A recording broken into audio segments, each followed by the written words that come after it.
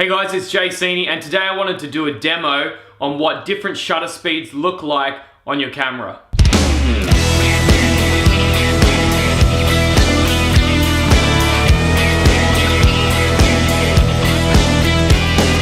So let's say you're going out to shoot a video. You've heard around the place that there's a general rule to have your shutter speed as 1 over the number of frames a second you're shooting. So if you're shooting 25 frames a second like I am right now, the shutter speed should be 1 over 50. Now this is of course to get a certain amount of motion blur within your picture.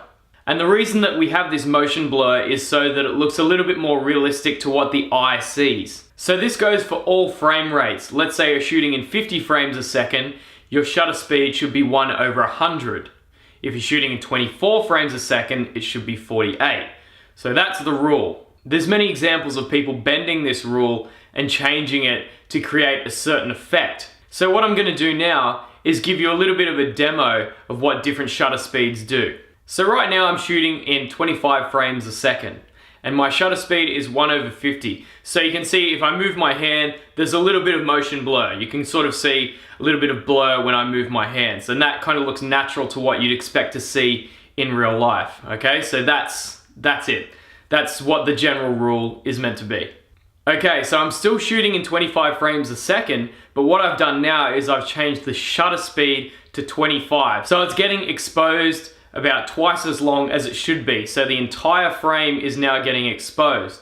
And what you'll see is now there's a lot more motion blur, probably a bit too much. It starts to look a bit dreamy.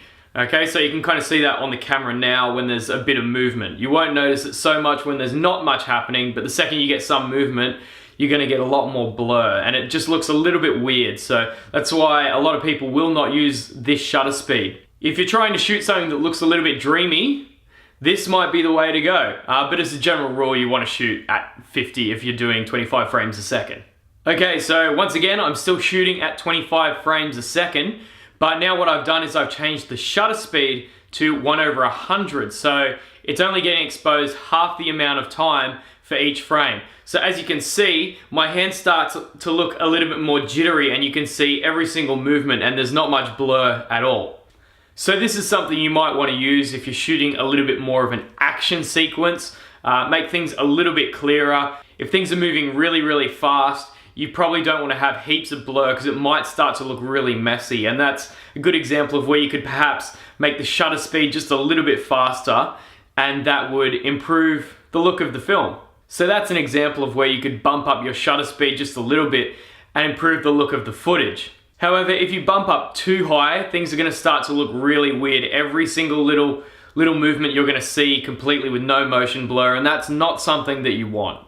Okay, so I'm still shooting at 25 now, but what I've done is I've bumped the shutter speed up to 1 over 400. So now you can see that effect is even more pronounced, and it starts to look a little bit strange. There's no more motion blur at all. All you can see is each individual frame getting captured, which creates this really weird sort of effect which looks a little bit odd to the eye, which is why we don't use it much.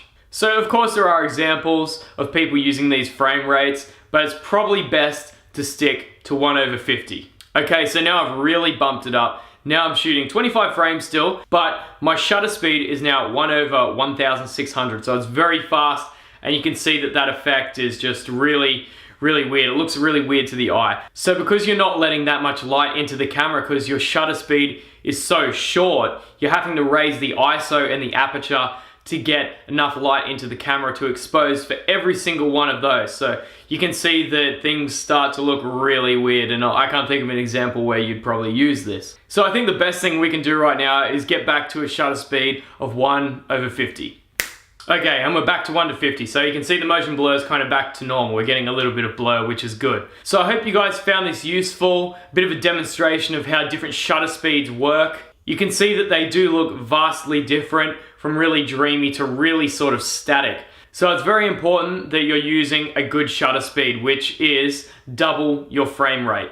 If you stick to that, your footage is going to look really good, and that's why it's become a rule. So thank you guys for watching. Make sure you like and subscribe to the channel. My name is Seeney, and we'll see you later.